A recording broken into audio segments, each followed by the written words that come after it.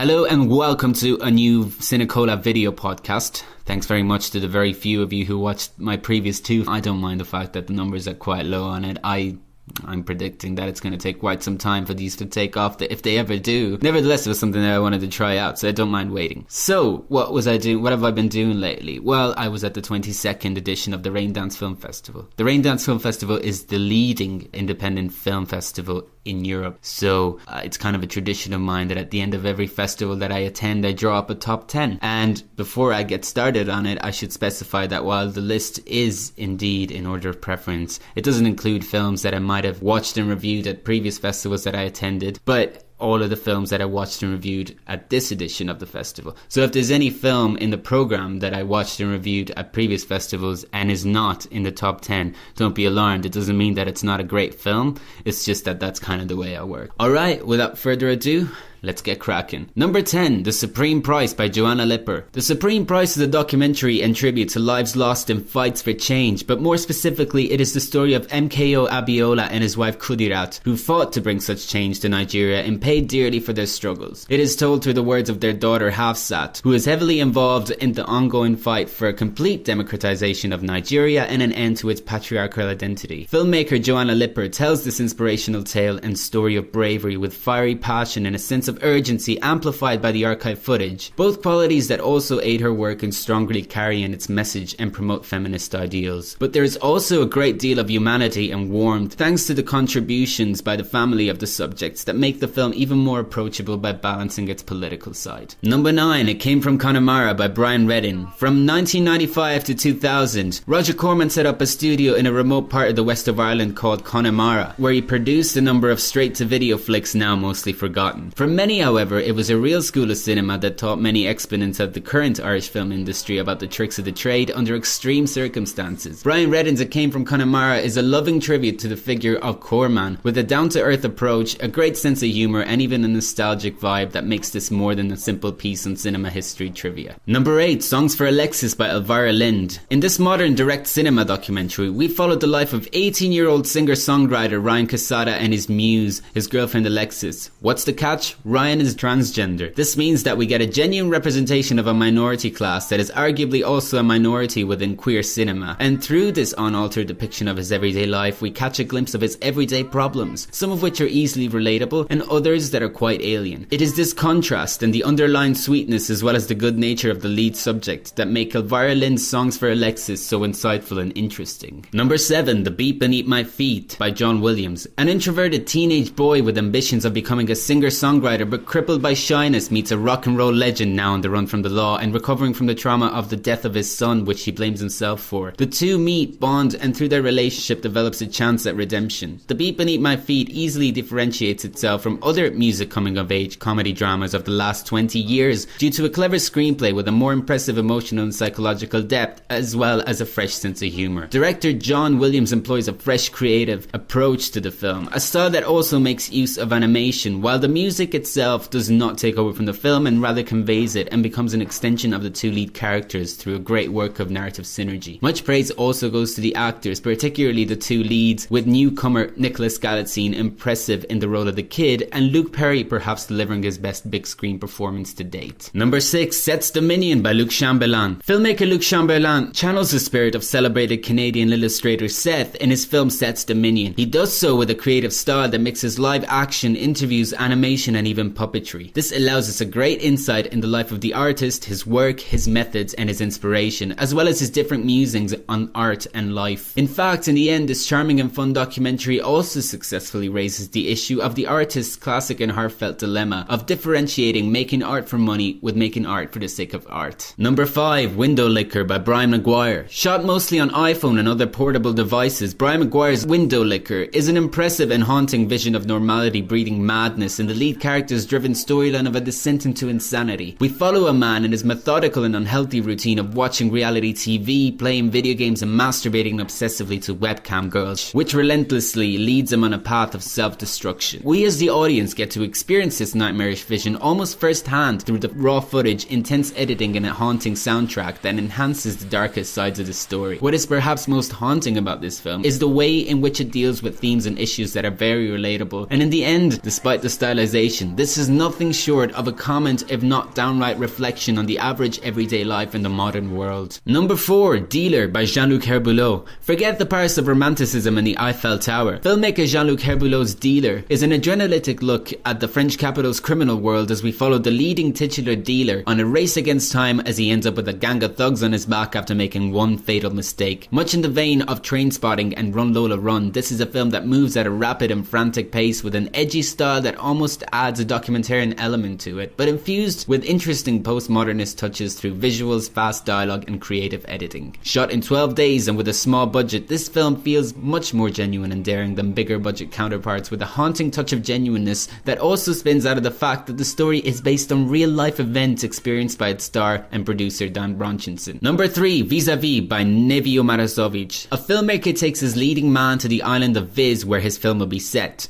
The aim is to doctor his screenplay in order to make his project more appealing and get it kickstarted. Yet, in the end, it becomes a chance for the two men to really bond and find out about each other's life struggles. Vis-a-Vis by Nevio Marasovic is a truly admirable work and perhaps the most human look at the film industry that balances its humanity with its comment on the current state of cinema, as well as the sensibilities of the people involved in it. This is achieved through a great screenplay and powerhouse acting by the two leads. Number 2, The Sentimentalists by Nicholas Triantafylidis. A gem of modern independent Greek cinema. The Sentimentalists by Nicholas Triantafylidis is a modernized Shakespearean tale of star-crossed lovers as we follow the misadventures of two hitmen who fall in love with two forbidden women, one a prostitute and the other the boss's daughter. The film's visual style, soft lighting and a rushed flowing rhythm enhances the romanticism whilst not shying away from also revealing the violent side of the tale. On top of that, there is great attention given to the film's cultural context and open references to art and culture, conveying the contrast of Greece's glorious past crippled by the economic crisis of recent times. The Sentimentalists is an exceptional and tasteful modern noir with great sensual undertones and honest dreamlike appeal. Number 1, Kung Fu Elliot by Matthew Bachman and Jarrett Beliveau. Every great documentary begins with an interesting and intriguing subject. The subject of Kung Fu Elliot is Elliot White Lightning Scott, a man with a goal and a mission, becoming Canada's first ever action film star. Filmmakers Bachman and Beliveau follow him as he films his latest guerrilla masterpiece that even shows us parts of his private life. As the film progresses, we begin to understand the eccentricity of the character, and a darker side of his also shows, as well as his own vulnerabilities and imperfections. The style employed does not disregard realism, yet it is shot in a style that makes it seem like fictional work despite everything happening in the film being real. This allows a great cinematic appeal and almost heightens the surrealism of the world of its central subject, who has downright created a magnetic, charismatic alter ego for himself. Kung Fu Elliot is entertaining, funny, but most admirably at the same time respectful of all the people involved, not shying away from their own humanities and their inevitable human weaknesses. So that's the top 10 from the 22nd edition of the Raindance Film Festival. Thanks very much for watching. Keep reading CineCola, keep listening to Fred Film Radio. I'm Matt Micucci. So long.